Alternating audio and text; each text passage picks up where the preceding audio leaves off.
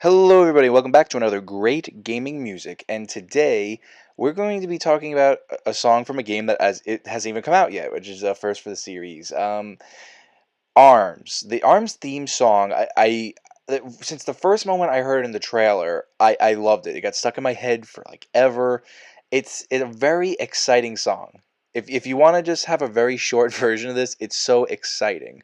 That's it. You can leave now if you want, but I'll explain why right now. You start off with this drum set. I want to explain the narrative of the song. I want you guys to understand what I'm thinking, about why I think the composer made the decisions he made or she made. Um, you start off with this physical hit. I'm thinking of a narrative of a gladiator fight from ancient Rome because it's basically what Arms is all about, with a very interesting boxing style twist and video game cartoonish antics. Which it screams Nintendo, I can tell you that right now. But yeah, the song starts off with this narrative of the drums. The drums are making a physical sound, much like the clapping when your warrior walks into the stadium. And then you get the instruments in to introduce your melody, you know.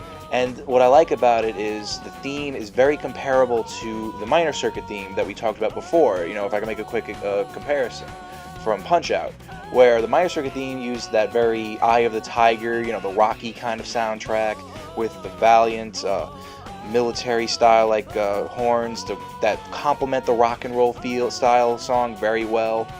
And all of a sudden, what I really love is that acapella over the instruments. I love that.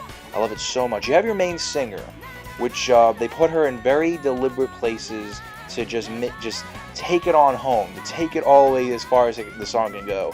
But you also have the low male voices, which is all I really remember hearing from the trailers. But I like hearing this main singer to keep you captivated in the song, so you're not just listening to one line. Because like many theme songs, we have one line that they make variations of when they repeat it, and they make a huge drop off at the end, so you can start from the beginning again.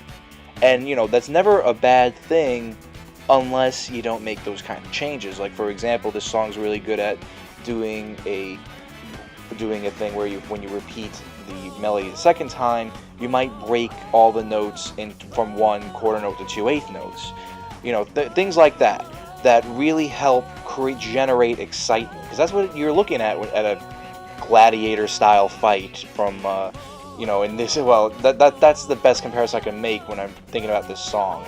Boxing and gladiator fights put together.